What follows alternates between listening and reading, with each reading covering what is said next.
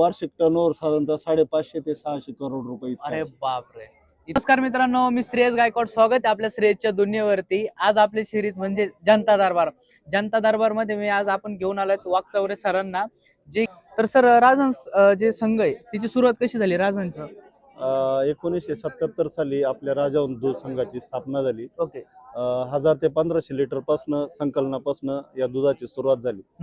संस्थेची सुरुवात सहकार महर्षी आदरणीय दादा भाऊसाहेब संतोजी थोरात यांनी केली आणि त्याची पुढे वाटचाल आपले सर्वांचे मार्गदर्शक नामदार बाळासाहेब थोरात साहेब यांनी ती पुढे चालवली, टिकवली, वाढवली आणि असं तिचा पसारा झाला. संगमनेर तालुक्यात आपले म्हणजे दिवसाची किती लिटर येतं, म्हणजे किती कलेक्शन होतं आपलं साधारणतः 3.5 लाख लिटर दुधाचं संकलन आहे आज. अरे बापरे. Per day. Per day per day 3.5 lakh litre. हो.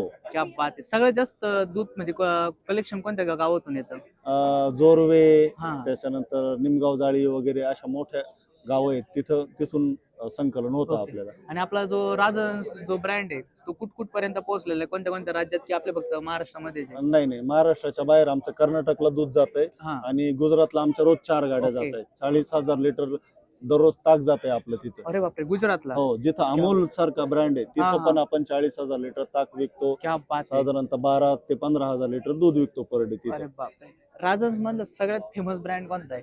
मध्ये तुम्ही सोनपापडी निश्चित ट्राय करा, कारण तुम्ही इतर सोनपापडी खाल तर ती पाम तेलातली किंवा दुसऱ्या तुपातली वगैरे असते. आपली सोनपापडी जी आहे ती पूर्ण गावठी तुपातली.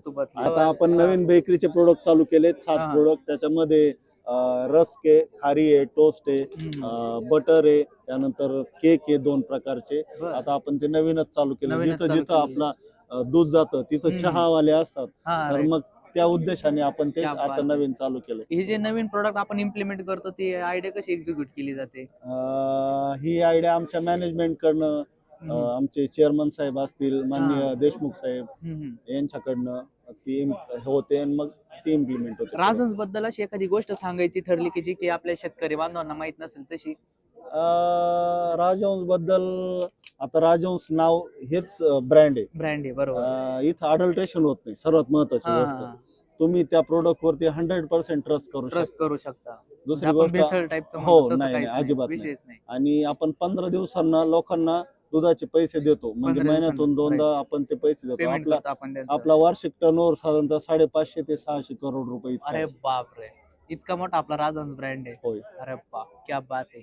तर मित्रांनो, संगमनेरला जर कधी याल तर राजहंस नक्की. आमचा जो राजहंसची जी काही लस्सी झाली, सरांनी जी काही सगळ्यात फेमस सांगितलेली सोनपापडी झाली, एकदा नक्की टेस्ट करून बघा. आपल्याला पेजला लाईक करा, कमेंट करा, शेअर करा आणि सगळ्यात महत्त्वाचं फॉलो करा. धन्यवाद. थँक्यू.